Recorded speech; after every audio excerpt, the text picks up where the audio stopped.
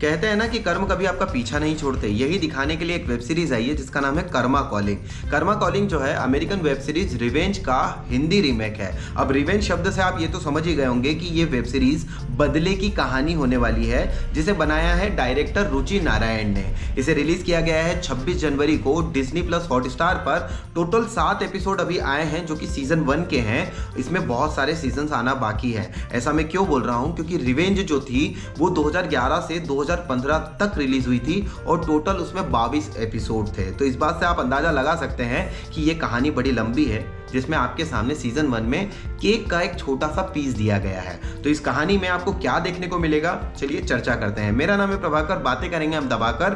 Karma calling में main lead role में रवीना टंडन नजर आ रही है, जो कि यहाँ पर इंद्राणी कोठारी का रोल करते हुए नजर आ रही है। यहाँ पर जो कहानी है वो कुछ ऐसी है कि मुंबई से 15-17 किलोमीटर दूर एक एरिया है जिसे अलीबाग कहा जाता है। वहाँ की वो रानी है। रानी मीन्स की सबसे रिचेस्ट पार्टी है, जिसकी वजह से वहाँ के सारे लोग उसकी बात मानते हैं और उसका जो रुतबा है वो उसके एटीट्यूड से छलकता भी है। यहाँ पर रवीना टंडन ने काफ़ी अच्छा काम किया है, लेकिन मैं बोलूँगा कि उससे ज़्यादा अच्छा उस लड़की ने काम किया है जो यहाँ पर रिवेंज रचती है, रिवेंज की प्लान करती है और उसे एग्जीक्यूट करती है। अब उसका बदला किस कारण से है ये आपको स्टार्टिंग में ही पता चल जाएगा। मतलब फर्स्ट एपिसोड से ही आपके सामने वो चीज़ें रखना स्टार्ट कर देंगे कि भैया ऐसा क्यों। तो यहाँ पर कहानी एक पिता के मृत्यु का बदला, पिता के अपमान का बदला लेती हुई एक लड़की नजर आ रही है, जो बहुत ही छोटी कम उम्र में अपने पिता को खो चुकी है।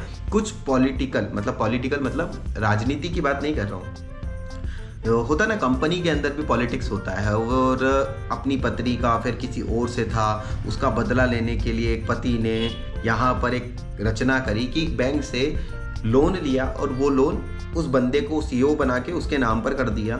अब उस लोन से लिया हुआ पैसा वो किसी और कंट्री में ट्रांसफ़र कर देता है और ये फैला देता है कि भैया उसने सारा पैसा हजम कर लिया, जिस वजह से उस आदमी की गिरफ्तारी हो जाती है और जेल में ही मृत्यु हो जाती है। अब उसके 8 साल की छोटी बच्ची बचपन से ही ये देखती है कि उसके पिता तो भैया विलन है, और उसके मन में ये बात ज़बरदस्ती घुसाई जाती है। लेकिन बाद में जब वो बड़ी होती है, उसके सामने उसके पिता के सारे लेटर्स आते हैं, उसके पिता के साथ जो घटनाएं घटी है, उन्हें कैसे फंसाया गया, इन बड़ी बड़े रईस जादू ने कैसे उन्हें फंसाया, तो वो चुन चुन कर बदला लेती है। और ये चुन चुन कर जो वो बदला लेती है उसका मेथड वही होता है कि जिस प्रकार से उसके पिता को फंसाया गया वो उसी प्रकार से एक एक करके सबको फंसाती भी है, निपटाती भी है। मतलब मारा तो किसी को उसने है नहीं, लेकिन वो इस प्रकार से उनको जेल पहुंचाती है कि उन्हें आजीवन अपनी जेल में ही बिताना पड़ेगा। इतना तो मुझे सिर्फ फर्स्ट सीजन में देखने को मिला, जो काफ़ी इंटरेस्टिंग है।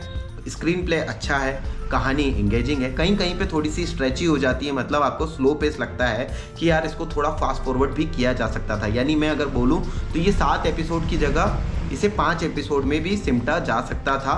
जो कहानी काफ़ी अच्छी लगी मुझे, जिसमें आपको फ्लैशबैक स्टोरीज भी दिखाई जाएगी, उसके पिता की क्या कहानी थी, क्यों ऐसा हुआ, क्या हुआ, और इसने बदला ये कैसे ले रही है, किस हेल्प से ले रही है। धीरे धीरे आपको सब कुछ देखने को मिलेगा। तो ये मेरी तरफ से काफ़ी अच्छी है। और रेटिंग की बात करें तो मैं इसे 3.5 आउट ऑफ 5 की रेटिंग दूंगा। अगर आपने देख ली है तो आप अपना ओपिनियन कमेंट सेक्शन में बताइए। वीडियो अच्छा लगे तो लाइक कीजिए, शेयर कीजिए, और ऐसे ही मज़ेदार रिव्यूज़ पाने के लिए हमें सब्सक्राइब कीजिए। मिलते हैं अगले वीडियो में। जय हिंद, जय भारत।